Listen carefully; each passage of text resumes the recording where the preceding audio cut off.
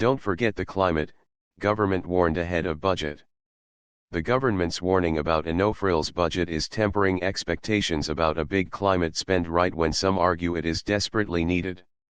There are fears the cost of living crisis and cyclone recovery could swamp necessary spending on initiatives to reduce emissions.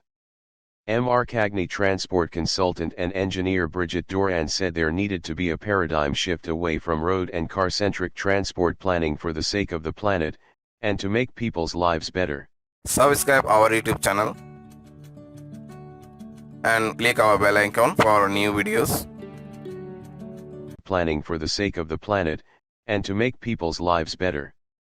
Business as usual isn't going to cut it in the 2020s and 2030s, and we know that.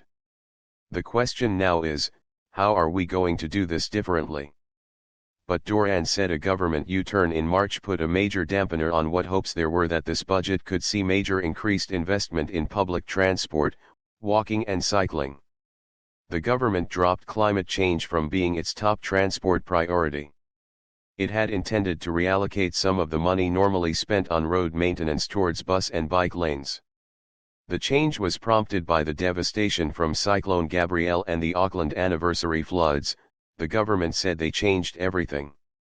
In a pre-budget announcement this week it put $1 billion towards the recovery. Treasury estimated the cost of asset damage from the floods and cyclone at between $9 billion and $14.5 billion, with half of that related to infrastructure owned by central or local government, such as roads. While critics understood the need to repair damaged roads and infrastructure, there were also worries the focus on recovery and bread and butter issues could displace other climate spending. Subscribe our YouTube channel and click our bell icon for new videos. Understood the need to repair damaged roads and infrastructure, there were also worries the focus on recovery and bread and butter issues could displace other climate spending.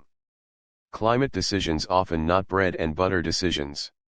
University of Waikato environmental planning professor Ian White said the business as usual approach failed to grapple with the speed and scale of the emissions reductions needed. Some of the decisions we've got to make are not bread and butter decisions. They are a shift in some of our spending towards more climate mitigations, which is far from a bread and butter point of view. White said New Zealand's relatively low debt meant we have the room to borrow, so it was time to do so and fix the proverbial roof. The roof is broken, and it has been for a while, and it's leaking. I'd like to see some investment in things which will bear fruit in the long term. University of Canterbury political science professor and UN climate report author Bronwyn Hayward said long-term thinking and greater resources needed to be invested, and now. We have to think a lot smarter, we just can't build back better in the same location. We do have to be thinking very carefully about managed retreat at the same time. Policy bonfire means emissions cuts in transport needed. The government's policy bonfire earlier this year torched a number of climate policies, including a biofuel mandate which accounted for half of transport emissions reductions out to 2035, although there have also been wins from the quicker than expected uptake in EVs. This left a hole in transport emissions reductions.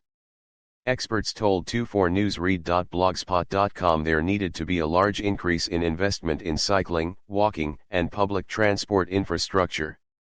Climate Change Commission figures show transport emissions must be cut by 13% by 2030, and 41% by 2035 to achieve emissions goals, which equated to cutting fossil fuel vehicle distance traveled by 20% within 13 years. White said the government should zero in on getting bike lane networks in the major cities fully funded and set a short time limit for when work should be completed. Doran said she wanted to see spending diverted from building gold-plated roads towards investing in communities to ensure they have what they need nearby, and would be less disrupted when storms come through and damage transport links for short periods. Hayward said the cyclone spend, combined with this being an election year, risk locking the government into making short-term spending decisions which undermine the ultimate goal of building resilient communities. We need the long-term very considered structural spend that shifts our patterns of development so that we have public transport that is low carbon within the cities and linking the cities. In climate spending so far this budget, the government has announced $300 million in new funding for its Green Investment Bank. It has also recently pledged to buy 18 new trains for the Lower North Island for an undisclosed sum. Last budget, about $3 billion in total was allocated to climate spending over 4 years, and about $2.3 billion in 2021. Last year, the government set up the Climate Emergency Response Fund, fed from revenue from the emissions trading scheme, to pay for climate initiatives.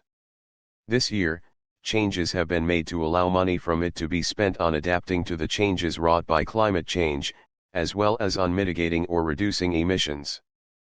To climate spending over 4 years, and about $2.3 billion in 2021.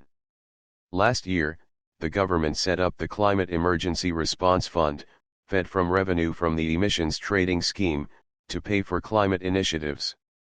This year, changes have been made to allow money from it to be spent on adapting to the changes wrought by climate change, as well as on mitigating or reducing emissions. Subscribe our YouTube channel and click our bell icon for new videos.